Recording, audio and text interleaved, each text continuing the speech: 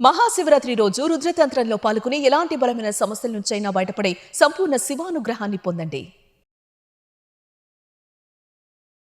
Welcome to Suman TV. నేను మీ Suman TV Nag. According to Vedic astrology కనుక మనం చూసుకుంటే ఆశ్లేష నక్షత్రం వారికి కర్మ సిద్ధాంతం అసలు ఏం చెప్తోంది, ఎన్ని రకాలుగా ఉంటుంది, అండ్ ప్రస్తుతం కనుక మనం చూసుకుంటే ఆశ్లేష నక్షత్రం వారికి ఏ కర్మ సిద్ధాంతం జనరల్గా జరుగుతూ ఉంది, దేనిని అనుభవిస్తున్నారు అనేది ఈరోజు మనతో పాటు వేదిక్ ఆస్ట్రాలజర్ ఉమా గారు ఉన్నారు. అది వారి మాటలో తెలుసుకుందాం. హలో ఉమా గారు. హలో నాగరాజ్ గారు. ఎస్పెషల్లీ విమెన్ కండి, అంటే మనం కనుక చూస్తే ఆశ్లేష నక్షత్రం వారికి కర్మ సిద్ధాంతం అనేది ఎన్ని రకాలుగా ఉంటుంది, ఏ కర్మని ప్రస్తుతం వారు అనుభవిస్తున్నారంటారు? ముఖ్యంగా నాగరాజు గారు, కర్మ సిద్ధాంతము మన వేదిక ఆస్ట్రాలజీకి మూలమైందండి. దాంట్లో ముఖ్యంగా 3 రకాలుగా విభజించబడి ఉంటుంది. మొదటిది సంచిత కర్మ.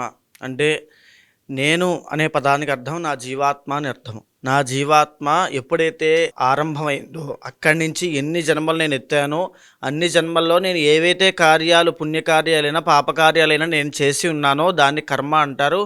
అక్కడి నుంచి వెంట పెట్టుకుని వచ్చి ఇప్పుడు ఈ నిమిషం వరకు మనకు ఉన్నటువంటి కర్మనే సంచిత కర్మ అంటారు. ఉదాహరణకి వేదిక ఆస్ట్రాలజీలో కాలసర్పదోషము అని ఉంటుంది. కాలసర్పదోషం చూసినప్పుడు అమ్మాయి కాలసర్పదోషం కేవలం మీకు మాత్రమే వచ్చింది కాదు, మీ వంశపారంపర్యంగా వచ్చింది అని మనం చెప్తాం. అంటే మనం చేసినటువంటి కర్మనే కాకుండా వంశపారంపర్యంగా వచ్చినటువంటి కర్మ కానీ, అంటే వాళ్ళు చేసిన తప్పులకి కూడా మనం బాధ్యత వహించాల్సి వస్తుంది. వాళ్ళు చేసిన దానికి మేమెందుకు అనుభవించాలని అనుకుంటూ ఉంటారు చాలామంది. వాళ్ళు చేసింది మీరు అనుభవించేటువంటి యోగం ఉంది కాబట్టి వాళ్ళకి మీరు మనవళ్ళగానో ముని మనవళ్ళగానో జన్మిస్తూ ఉంటారు. అది కూడా కర్మనే. ఆ రకంగా పుట్టారు కాబట్టి ఖచ్చితంగా అనుభవించాల్సి వస్తుంది. దాన్ని సంచిత కర్మ అంటారు. అంటే ఇప్పుడు మనము ఈ రకమైనటువంటి జీవితాన్ని, ఈ రకమైన శరీరాన్ని, ఈ రకమైనటువంటి సౌకర్యవంతమైన జీవితాన్ని గడుపుతున్నామంటే కారణం సంచిత కర్మనే. అదేవిధంగా మీకు ఏదైనా ఇబ్బందులు వచ్చినా దానికి కారణం సంచిత కర్మనే. ఇక రెండవది ప్రారబ్ధ కర్మ అండి. ప్రారబ్ధ కర్మ అంటే ఇప్పుడు ఈ క్షణము మనము మన శరీరంతో కలిపి మనం చేసేటువంటి కర్మ. ఇప్పుడు నేను ఒక 4 మాటలు మాట్లాడుతున్నాను, ఇది నా స్పృహతోనే నేను మాట్లాడుతున్నాను, నా ఇష్టపూర్వకంగానే నేను మాట్లాడుతున్నాను. లేదు ఇలా వెళ్ళి ఎవరినో కత్తించుకుని పొడిచాను అనుకోండి, నా స్పృహలోనే నేను పొడుస్తాను, నా చేతులతోనే నేను పొడుస్తాను. అంటే ఒక పక్క నేను మంచి చెప్పినా అది నా చేతుల్లో ఉంది, చెడు చూసినా అది నా చేతుల్లో ఉంది. మంచి చేస్తామా చెడు చేస్తామా అనేది మన చేతుల్లో ఉంటుంది. అదే ప్రారబ్ధ కర్మ. ఇది మన జీవితాన్ని డిసైడ్ చేస్తుంది, మన ఆచార వ్యవహారాలను డిసైడ్ చేస్తుంది. ఇక మూడవది ఆగామి కర్మ. ఇప్పుడు ఏదైతే మనం చేస్తామో, ఉదాహరణకి మనం ఏం చేసినప్పటికీ కూడా దానికి రాబోయే రోజుల్లో మన ఫలితాన్ని అనుభవించాల్సి వస్తుంది. ఇప్పుడు ఎవరు చూడట్లేదు కదా, ఎవరు మాట్లాడట్లేదు కదా అని చెప్పి నేను ఒక దొంగతనం చేసినా, ఎవరినో మోసం చేసినా, లేకపోతే ఎవరినో ఇబ్బంది పెట్టి నేను ఏదో డబ్బులు లాక్కున్నా సరే, అవి రాబోయే రోజుల్లో ఖచ్చితంగా నేను ఇప్పుడు మోసం చేస్తే అప్పుడు మోసపడతాను, ఇప్పుడు అబద్ధం ఆడితే అప్పుడు అబద్ధం వల్ల నేను మోసపోతాను, ఇప్పుడు నేను ఎవరినైనా కొట్టాలనుకుంటే అప్పుడు నేను కూడా అలాగే కొట్టించబడతాను. ప్రతిదీ కూడా రిఫ్లెక్షన్ ఉంటుంది. ఆ రిఫ్లెక్షన్ ఇచ్చేటువంటి సమయాన్నే ఆగామి కర్మ. దీన్నే ఆగామి కర్మ అంటారు. అంటే ఇప్పుడు మనం చేసిన దానికి రాబోయే రోజుల్లో ఎఫెక్ట్ ఖచ్చితంగా అనుభవిస్తాం. అది పుణ్యమైనా పాపమైనా ఖచ్చితంగా ఎవరిది వాళ్ళు అనుభవించి తీరాల్సిందే. ఈ 3 కర్మలు మనిషి జీవితాన్ని నడిపిస్తూ ఉంటాయి. వేదిక ఆస్ట్రాలజీకి మూలమైనటువంటిది, అత్యంత ముఖ్యమైనటువంటి కర్మలు ఇవన్నీ కూడా. ఇది ఈ 3 కర్మలకి సంబంధించింది నాగరాజ్ గారు. సరే, విమెన్కి కనుక మనం చూస్తే ఆశ్లేష నక్షత్రం వారికి ప్రస్తుతం వారు ఎలాంటి కర్మను అనుభవిస్తూ ఉన్నారు, దాన్ని ఎలా గ్రహించాలి అసలు? ఇప్పుడు నేను చెప్పినటువంటి కర్మలో మనం మాట్లాడుకునేది ఆశ్లేష నక్షత్రం వాళ్ళకి, విమెన్ గురించి మనం మాట్లాడుకుంటున్నాం కాబట్టి ఆశ్లేష సర్పారుతు అంటారండి. అంటే ఆశ్లేష నక్షత్రము సర్ప నక్షత్రము. సర్పము ఎంత పవిత్రమైనటువంటి జీవరాశో మనం చూస్తే అన్ని జీవరాశుల కన్నా సర్పానికి అధిక ప్రాధాన్యత ఇచ్చారు. సర్పాలకి సంతానం కావాలనుకుంటే సర్పానికి పూజ చేయాలి, వివాహం కావాలనుకుంటే సర్పానికి పూజ చేయాలి, లేదా న్యాయపరమైన చిక్కులు, విదేశీ యోగాలు సర్పము అంటే సుబ్రహ్మణ్య స్వరూపం అండి. సర్ప సూక్తము వేరే ఉంటుంది, సుబ్రహ్మణ్య స్వామి వేరే ఉంటుంది. అంటే 2 విడివిడిగా స్వరూపాలున్న 2 అంశాలు కూడా ఒకటే సుబ్రహ్మణ్య స్వరూపంలో కూడా. అయితే ఈ సర్పానికి చాలా పవిత్రమైన ప్రాధాన్యత ఉంటుంది. సర్పానికి ఎంత ప్రాధాన్యత ఉంటుందో వేదిక ఆస్ట్రాలజీలో ఆశ్లేష నక్షత్రం వాళ్ళకి కూడా అంత ప్రాధాన్యత ఉంటుంది. బికాస్ సర్పానికి ఎంత కోపం ఉంటుందో ఆశ్లేష నక్షత్రం వాళ్ళకి అంత కోపం ఉంటుంది. సర్పానికి ఎంత పవిత్రత, వాళ్ళకి ఎంత పాతివ్రత్యము. ఈ యొక్క సర్పాన్ని మనము ఒక ప్యూరిటీగా చూస్తామండి. సో ఆశ్లేష నక్షత్రం వాళ్ళు కూడా అంతే. కానీ వాళ్ళకు ఉన్నటువంటి ఇబ్బంది, ఇప్పుడున్న నేటి సమాజంలో వాళ్ళు ఇబ్బంది పడేది వాళ్ళ కోపం వల్ల. వాళ్ళు అంటే అంత నిజాయితీ పరులకి ఎప్పుడు కోపం ఉంటుంది నాగరాజు గారు. సో వాళ్ళకి ఆ కోపము, లేకపోతే వాళ్ళకి ఆ ఆవేశము, లేకపోతే ఆ అహము, అంటే వాళ్ళు తప్పు చేయలేదు కదా ఎందుకు తగ్గాలి అనేటువంటి అహము వాళ్ళని చాలా తీవ్రంగా ఇబ్బంది పెడుతూ ఉంటుంది. అది ఎక్కడి నుంచి వచ్చింది? వాళ్ళు ఆశ్లేష నక్షత్రంలోనే ఎందుకు జన్మించి ఈ రకమైన భావనతో ఎందుకున్నారు అంటే అది సంచిత కర్మ వల్ల వచ్చింది కాబట్టి, సంచిత కర్మ వాళ్ళకు ఉంది కాబట్టి వాళ్ళు ఆశ్లేష నక్షత్రంలో జన్మించి ఆ రకమైన హావభావాలతో వాళ్ళు ఉన్నారు. దీంతో పాటుగా ఆశ్లేష నక్షత్రం వాళ్ళు నిజంగా చెప్పాలంటే భోళాశంకరులు అని చెప్పొచ్చు. వాళ్ళకి తెలియదు ఎప్పుడు ఎలా మాట్లాడాలి, ఎలా చేయాలో గమ్మున తెలియదు వాళ్ళకి. మీకు నేను చెప్పేది ఏంటంటే అమ్మ, ఆశ్లేష నక్షత్రం వాళ్ళు మీరు చూసేవాళ్ళు ఎవరిని అంత ఈజీగా నమ్మొద్దు. బికాజ్ మీరు ఫ్యామిలీకి ఇచ్చినంత ఇంపార్టెన్స్ కానీ, లేదా మీరు పక్క వాళ్ళని గౌరవించే విధానం, వాళ్ళని అర్థం చేసుకునే విధానాన్ని వాళ్ళు అర్థం చేసుకోరు. మిమ్మల్ని ఒక యారోగెంట్గా, అగ్రెసివ్గా చూస్తారు తప్ప మీలోని ఒరిజినల్ క్యారెక్టర్ని, అంటే మీలో ఉన్నటువంటి మంచితనాన్ని వాళ్ళు అర్థం చేసుకునే ప్రయత్నం చేయరు. అది ఆశ్లేష నక్షత్రము.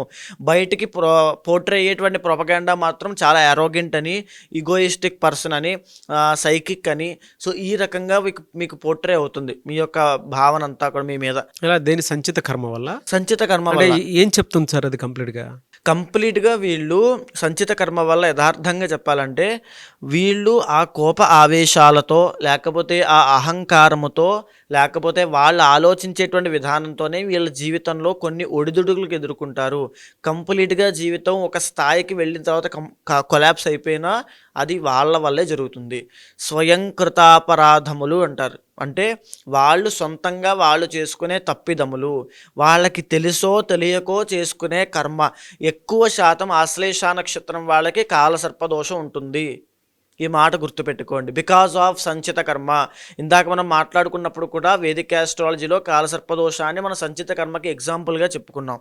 వీళ్ళకి ఖచ్చితంగా కాలసర్పదోషం ఉంది అంటే లేట్ సెటిల్మెంట్ అవ్వడము, అంటే తొందరగా 33 సంవత్సరాల దాకా సెటిల్ అవ్వరు. చాలామంది చూస్తుండండి ఆడవాళ్ళు చాలా ఇబ్బంది. మీరు ఎంత కష్టపడి చదువుతున్నప్పటికీ, మీరు ఎంత కష్టపడి కోర్సులు నేర్చుకున్నప్పటికీ, ఎంత ప్రయత్నం చేసి మీ పక్క వాళ్ళకన్నా మీ పెర్ఫార్మెన్స్ చాలా బాగున్నప్పటికీ కూడా మీకు సరైన గ్రోత్ అనేది ఉండదు.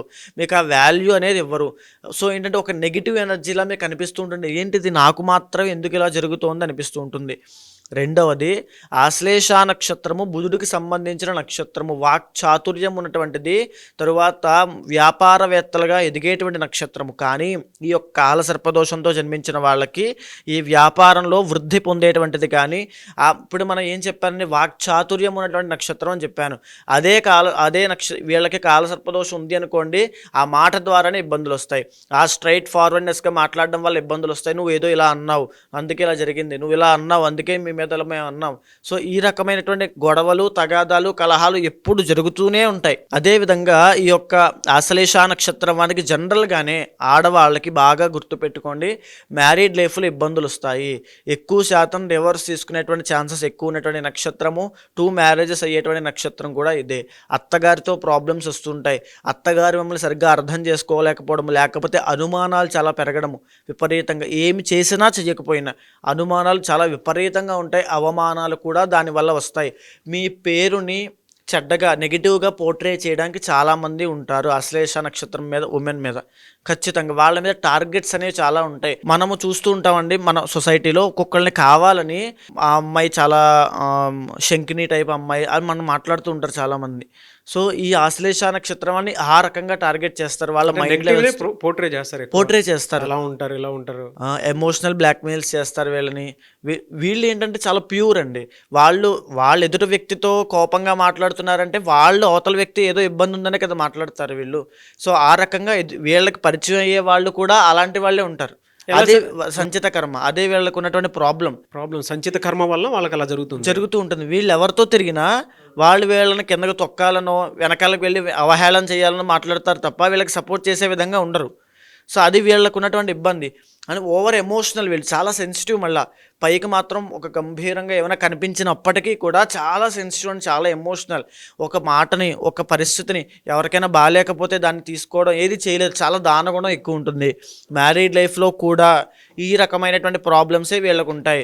ఆశ్లేష నక్షత్రం వాళ్ళకి ఎక్కువగా మ్యారీడ్ లైఫ్లో ఇబ్బందులు ఉంటాయి. ఈ మాట వాస్తవము. Within days or within weeks or within మంత్స్లోనే వాళ్ళకి డివోర్స్ కేసులు ఎక్కువ ఉంటాయి. వీళ్ళకి ఇయర్ మొత్తం చూసుకుంటే ఏ మంత్ నుంచి ఏ మంత్లో ఎలా ఉండే అవకాశం ఉన్నాయంటారు అసలు? జరిగినటువంటి ఆల్రెడీ 2 ఇయర్స్గా అష్టమ శని అనేటువంటిది వీళ్ళకి నడుస్తోంది. అష్టమస్య ప్రాణ సంకట. ఆశ్లేష నక్షత్రం వాళ్ళకి గత జరిగినటువంటి రోజులుగా వాళ్ళకి ఏదైనా ఆర్థిక పరమైన ఇబ్బందులు అంటే మీ దగ్గర ఎవరైనా డబ్బులు తీసుకుని మిమ్మల్ని మోసం చేశారన్నా, మీరు చీటీల్లో ఏదైనా డబ్బులు వేసి మోసపోయారన్నా, లేకపోతే వాహన ప్రమాదాల విషయంలో ఇబ్బందులు వచ్చాయి, ఇంజురీస్ అయ్యాయి, సర్జరీస్ అయ్యాయి, లేకపోతే మానసికంగా చాలా కృంగిపోయారు, యాంగ్జైటీ డిప్రెషన్తో వెళ్ళిపోయారన్నా, ఈ 6 సమస్యలకి కారణం ఏమిటి అంటే అష్టమ శని. అది మార్చి 30 వరకు మీ జాతకంలో ఉంది.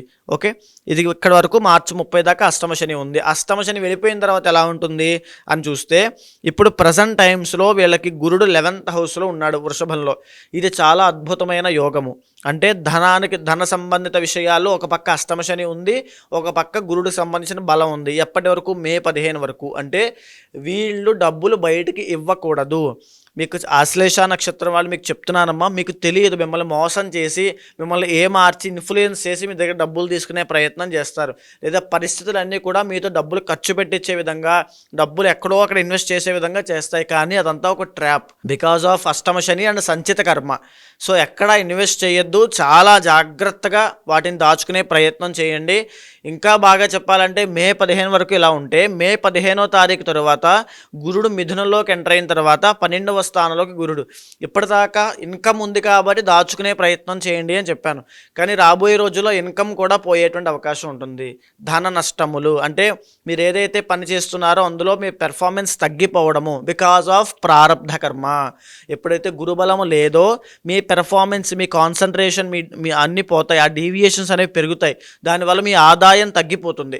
ఆదాయం తగ్గిపోయి విపరీతమైన ఖర్చులు పెరిగిపోతాయి. తద్వారా అప్పులు, రుణ బాధలన్నీ విపరీతంగా ఇబ్బంది పెడతాయి. టిల్ అక్టోబర్ దాకా వీళ్ళకి రుణ బాధలు, ఆర్థిక సమస్యలు, ఆరోగ్యపరంగా కూడా చాలా జాగ్రత్తగా ఉండాల్సిన సమయము. ఈ మే టు అక్టోబర్ దాకా వెరీ కేర్ఫుల్గా ఉండాలి. అదేవిధంగా మళ్ళీ అక్టోబర్ నుంచి తీసుకుంటే కనుక అక్టోబర్ టు డిసెంబర్ దాకా మళ్ళీ మాటలు పడేటువంటి అవకాశం. సో ఓవరాల్గా చూస్తే ఆశ్లేష నక్షత్రం వాళ్ళకి, ఆడవాళ్ళకి ఈ సంవత్సరంలో మిశ్రమ ఫలితాలు ఉన్నాయి. ఇంటర్నల్ జాతకంలో బలం లేకపోతే ఇబ్బందులు తప్పకుండా పడతారు. సో ఇది జాగ్రత్త కోసం చెప్తున్నానమ్మా, అందరికీ మంచి జరగాలని మనస్ఫూర్తిగా కోరుకుంటున్నాను. కానీ ఇంటర్నల్ జాతకంలో మీకు బలం ఉండాలని కోరుకుంటున్నాను. బలం లేకపోతే ఇంటర్నల్ జాతకం చూసుకుని తప్పకుండా ఆ గ్రహ దశలు ఏం నడుస్తున్నాయో ఆ దేవతారాధనలు, ఆ సంబంధిత యాగాలు చేయండి. తప్పకుండా మీకు మంచి జరుగుతుంది. బికాజ్ అష్టమ శని వెళ్ళిపోయిన తర్వాత ఖచ్చితంగా ఒక హైప్ అనే జీవితంలో రావాలి, వస్తుంది.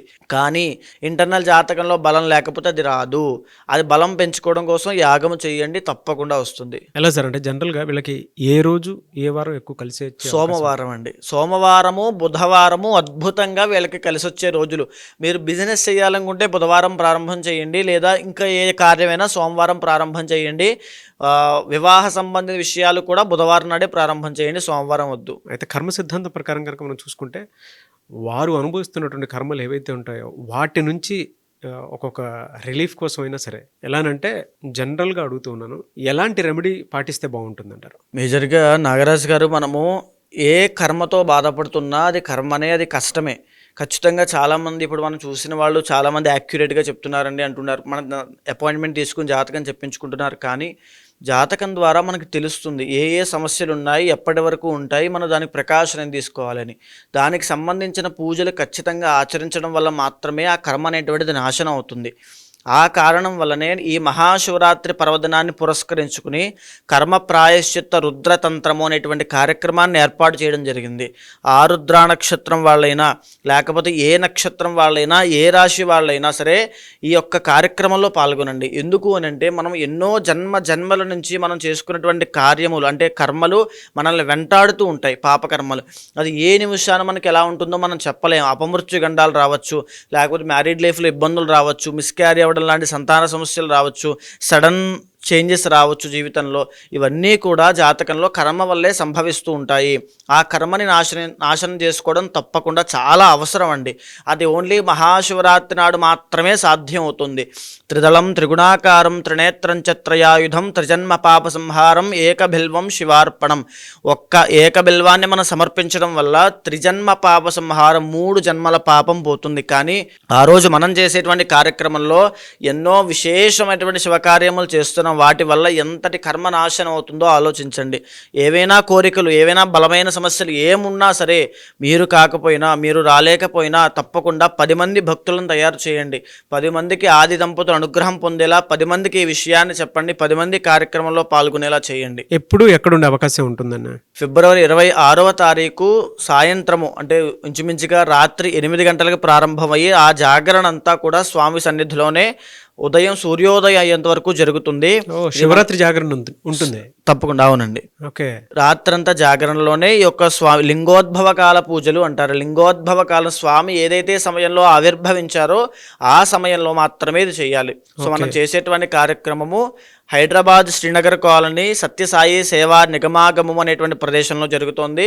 మీరు కింద కనిపించేటువంటి నెంబర్కి కాల్ చేస్తే మా వాళ్ళు మీకు పూర్తి వివరాలన్నీ కూడా చెప్తారు. సో ఎవరైనా సరే పార్టిసిపేట్ చేయాలి అనుకునేటువంటి వాళ్ళు స్క్రీన్ మీద మీకు ఉమాగారి కాంటాక్ట్ నెంబర్ కనిపిస్తుంది. దానికి మీరు కాల్ ఆర్ మెసేజ్ వాట్సాప్ చేసినా సరే, మీరు ఎవరైనా సరే మహాశివరాత్రి రోజు కనుక, అంటే జన్మానికి శివరాత్రి అని చెప్పేసి మాట్లాడుకుంటూ ఉంటాము. అలా నిజంగానే ఉమాగారు చెప్పినట్లు 3 జన్మల పాపాలను ఒకటేసారి నాశనం చేసుకోవాలి, అంటే కర్మ సిద్ధాంతం ప్రకారం నాశనం చేసుకోవాలి అనుకున్నటువంటి వాళ్ళు ఎవరైతే ఉంటారో, మీ నమ్మకాన్ని బట్టి మీరు అప్రోచ్ అవ్వాలి అనుకుంటే స్క్రీన్ మీద మీకు కాంటాక్ట్ నెంబర్ కనిపిస్తుంది. శ్రీనగర్ కాలనీ సత్యసాయి నిగమాగమము. సో అక్కడ ఉంటుందన్నమాట అకేషన్ అంతా. ఎవరైనా ఎన్రోల్ చేసుకోవాలనుకుంటే వెంటనే స్క్రీన్ మీద కనిపిస్తున్న నెంబర్ సంప్రదించండి. థ్యాంక్ యూ సో మచ్ అమ్మ గారు. థ్యాంక్ యూ అండి. సుమన్ టీవీలో మీ పర్సనల్ అండ్ బిజినెస్ ప్రమోషన్స్ కోసం కింది నెంబర్కి కాంటాక్ట్ చేయండి.